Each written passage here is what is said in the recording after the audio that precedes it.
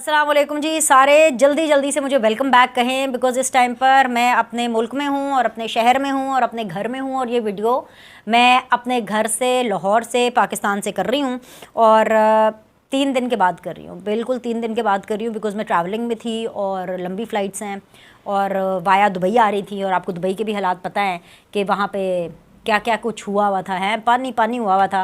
लेकिन खैर एनीवेज़ मुझे कोई इतनी दिक्कत नहीं हुई, लेकिन हाँ टाइम बहुत लगा। ज़्यादा मसले नहीं हुए लेकिन टाइम लगता है, बाहर से आने में टाइम लगता है। भाई हम कौन से चार्टर्ड तैयारे में, मुझे कौन सा मलिक रियाज साहब अपना तैयारा दे देते हैं, या मैं कौन से जो है वो स्पेशल फ़्लाइट्स में जाती हूँ। ना मैं इमरान खान हूँ और ना ही मैं मलिक रियाज हूँ और ना ही मेरे कोई ऐसे कॉन्टैक्ट्स हैं उनके साथ कि मैं चार्टर्ड तैयारे पर आऊँ। तो बस इसी चक्कर में फिर आपसे मुलाकात हुई। लेकिन फाइनली वेकेशंस ख़त्म। खैर काय की वेकेशंस, मैंने क्यों लफ्ज़ बोला वेकेशंस तो खैर नहीं थी, क्योंकि वहाँ से भी मैं शो भी कर रही थी और मोस्ट ऑफ द टाइम आपसे भी मुखातिब हो रही थी। सो बेसिकली लाइक अभी लंदन का ट्रिप ख़त्म और अब हम पाकिस्तान आ गए हैं, अपनों में वापस आ गए हैं, अपने देश में वापस आ गए और ज़रा अपनों की एक दफ़ा फिर से ज़रा जो ख़बरों की जो स्क्रूटनी है वो करने का सिलसिला शुरू करते हैं। भाई बड़ी मज़ेदार ख़बरें हैं मेरे पास, और मेरे पास इसलिए बहुत ज़्यादा मज़ेदार ख़बरें हैं क्योंकि मेरा तरीका बहुत मज़ेदार है। और इमरान खान साहब को रिजेक्ट कर दिया है। इमरान खान रिजेक्टेड। किसने रिजेक्ट किए, सबकी तफसीलात मैं आपको बताऊंगी। मरियम नवाज़ का जादू चल गया है। ये जादू कैसे चला है ये भी मैं आपको बताऊंगी। और साथ ही साथ एक ऐसी ख़बर जिससे भाई तमाम तर यूथिया ब्रिगेड के धुएं छूट जाएंगे कानों से, ऐसे ऐसे करके उनके धुएं निकलेंगे, क्योंकि भाई वो जो चीज़ कभी नहीं चाहते और जिस चीज़ का वो नाम भी सुनना नहीं चाहते, वो चीज़ जो है अब हो रही है। और वो क्या है, इस सब की डिटेल्स सारा कुछ अभी शुरू में थोड़ी ना बता दूँ, आपको हल्का फुल्का रन डाउन भी तो बताना होता है। तो सब कुछ मैं आपको फटाफट इस वीडियो के अंदर बताती हूँ।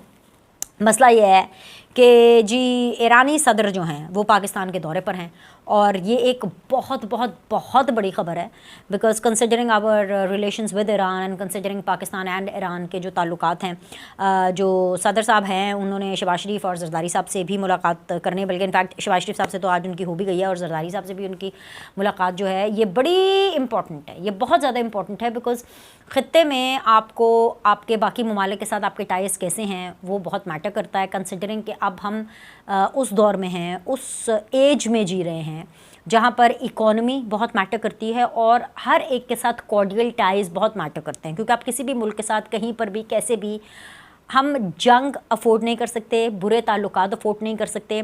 बिकॉज़ जिस तरह से पाकिस्तान को आगे अगर चलना है और आगे चलने का रास्ता सिर्फ़ और सिर्फ इस्तेहकाम है, उसी तरह मुल्क में भी मुल्क बाकी ममालिक के साथ अगर आगे चलना है, अगर इस दुनिया के अंदर आगे चलना है, तो उसका भी जो तरीका है, जो रोड मैप है, वो इंतशार की सूरत में नहीं हो सकता, वो इस्तेहकाम की ही सूरत में होगा।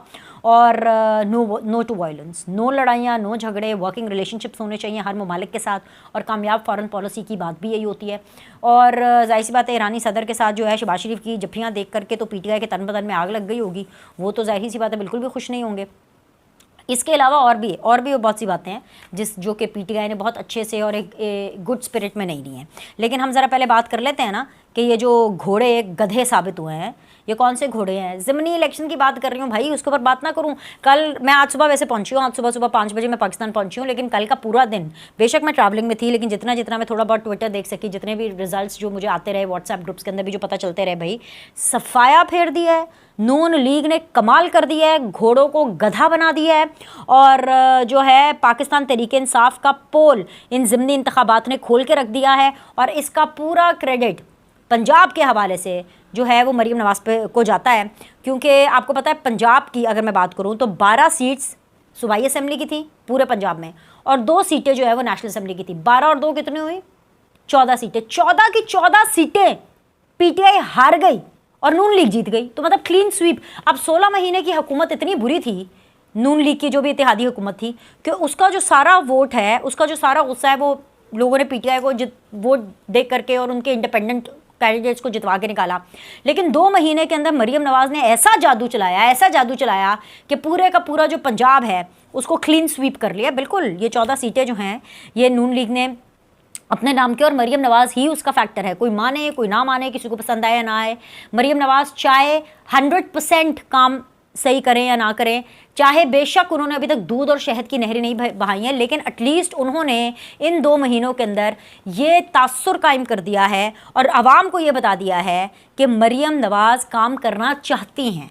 अगर उनको काम करने दिया जाएगा, आगे आगे मज़ीद बेहतरी आएगी। और वो आवाम में भी नज़र आई हैं, आवाम को एक हीलिंग टच देते हुए भी नज़र आई हैं, तो और इंतशार नहीं करते हुए नज़र आई हैं, इस्तेहकाम की तरफ जाते हुए नज़र आई हैं। देखें ना, ये आज की टैग लाइन है। तो ये मरियम नवाज़ फैक्ट्री ही है जिसने PTI की पोल खोल दी है कि जी इत्थे पई जे जी तुहाडा इंतशार, ते इत्थे पई जे जी तुहाडा वो एहतजाज, ते तुहाडा एहतजाजी तहरीक। मरियम नवाज़ ने PTI को धूल चटा दिया।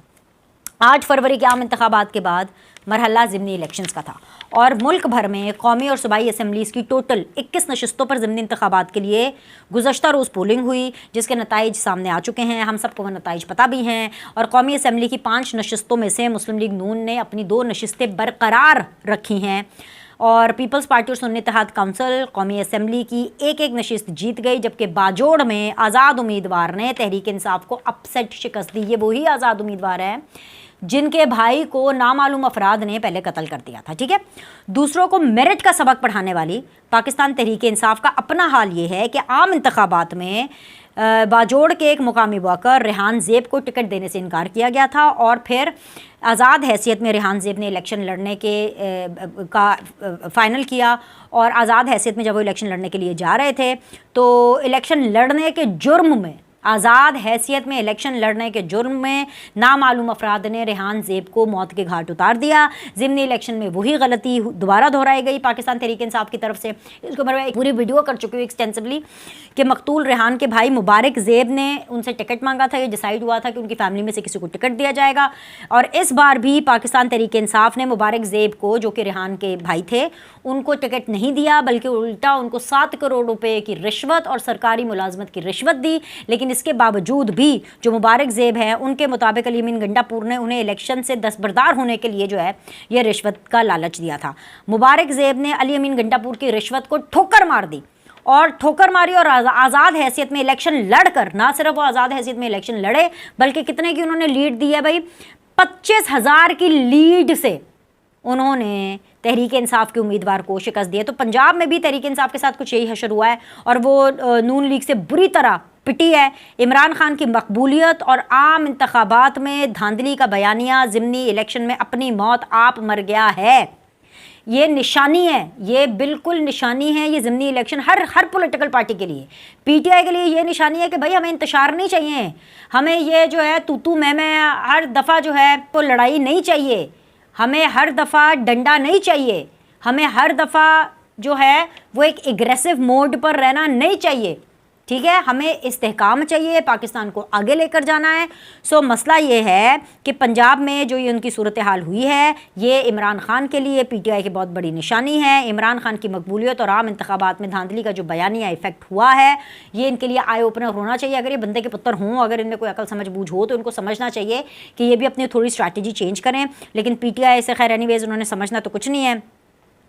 पंजाब की 2 कौमी और 12 सूबाई नशिस्तों में से तहरीक इंसाफ एक भी सीट जीतने में कामयाब नहीं हुई और ये नशिस्तें हुकूमती इत्तेहाद बआसानी जीत गया है। परवेज़ इलाही और उनके जो क्या कहते हैं फर्जंदे अर्जुमंद, आय हाय हाय हाय, जैसे मैं दुख्तरे अंजुमंद हूँ ना, दुख्तरे अर्जुमंद हूँ, जैसे कि मैं पहली दुख्तर हूँ, पहली औलाद हूँ, उसी तरह जो परवेज़ इलाही के फर्जंदे अर्जुमंद, ये मैंने एक नया लफ्ज़ सीखा था और मैंने इसलिए कहा कि ये मैंने उर्दू का नया लफ्ज़ इस्तेमाल करना है। फर्जंदे अर्जुमंद जो हैं मुन्नस इलाही एक बार फिर अपने घर की सीटें जो हैं वो बुरी तरह से हार गए हैं।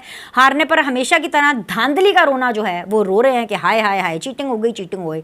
अपनी जीत ठीक और दूसरों की जीत धांधली हमेशा हारने वाले कैंडिडेट की तरफ से बताई जाती है और PTI का प्रोपेगेंडा जो है वो एक दफ़ा जो है फिर से यही है, लेकिन वो नाकाम होगा और हुआ है। इस ज़िमनी इलेक्शन के नताइज ने इस बात की तस्दीक कर दी है कि अवाम ने इंतशार की सियासत से मुंह मोड़ लिया है। अवाम ने जानबूझकर ये जो ज़ोर से इस्टेब्लिशमेंट को गालियां देते थे उनको भी रद्द कर दिया है कि भाई हम नहीं चाहते कि आप पाकिस्तान के फ़ौजियों को बातें सुनाएं, उनको गालियां दें, हर चीज़ का जो है आप ज़िम्मेदार जनरल आसिम मुनीर को ठहराएं। पंजाब के अवाम ने मरियम नवाज़ की 2 माह की जो कारकर्दगी है उस पर एतमाद का इजहार किया है और अवाम ने अपने वोटों के ज़रिए बता दिया है कि अब वो किसी के ज़ाती एजेंडे की तकमील के लिए अपना कंधा इस्तेमाल नहीं होने देंगे। ज़िमनी इलेक्शन के नताइज हमें ये बता रहे हैं कि अवाम का मसला इमरान खान नहीं बल्कि महंगाई है। अवाम एहतजाजी नहीं तामीरी सियासत चाहती है और मुल्क में इंतशार नहीं इस्तेहकाम देखना चाहती है। पाकिस्तान के अवाम ने ज़िमनी इलेक्शन के ज़रिए अपोजिशन की हुकूमत मुखालिफ तहरीक शुरू होने से पहले ही रद्द कर दी है। तो ये जो सारी बातें जो इमरान खान साहब करते थे ना कि जी फ़ौज और इस हुकूमत के ख़िलाफ़ पाकिस्तान की आवाम है और हम इनको नाको चने चबवा देंगे। ज़िमनी इलेक्शन तो मामे तो जीत नहीं सके हैं। घोड़े का निशान मिला था इन लोगों को, पीटीआई वालों को, सुन्नी इत्तेहाद वालों को घोड़े का निशान मिला था और घोड़े को नून लीग वालों ने गधा बना दिया है। तो मसला ये है कि ये जो पोल खुली है ना और ये जो नून लीग ने कमाल किया है, ये आगे इसलिए पीटीआई और इमरान खान साहब को बड़ा जहर लगने वाला है क्योंकि वो तो चाहते नहीं है कि नवाज शरीफ साहब उन्हें कहीं नज़र आए। वो तो चाहते नहीं है कि उन्हें नवाज शरीफ का नाम नज़र आए, नवाज शरीफ की शक्ल नज़र आए, नवाज शरीफ की आवाज़ नज़र आए। लेकिन भाई नवाज शरीफ हंगामी बुनियादों पर चाइना जा रहे हैं। और चाइना क्यों जा रहे हैं? चाइना जा रहे हैं ताकि पाकिस्तान के लिए सरमायाकारी लाई जा सके। चाइना जा रहे हैं क्योंकि चाइना कहता है, चाइनीज़ कहते हैं सानू नवाज शरीफ दबो, हमने नवाज शरीफ के मुंह पर आपके साथ सब कुछ करना है, हमें नवाज शरीफ दिखाओ, हम नवाज शरीफ से बात करेंगे और फिर ही पाकिस्तान को जो है वो सरमायाकारी देंगे। तो जो पाकिस्तान जो सरमायाकारी के लिए जो लॉबिंग कर रहा है, जो लॉबिंग करना चाह रहा है, उसकी जो कुंजी है ना, जैसे कि तोते की अंदर एक जान होती है, ठीक है, तोते के अंदर जान होती है या चिड़िया के अंदर जान होती है, तो चाइना की जो जान है ना वो नवाज शरीफ के अंदर है।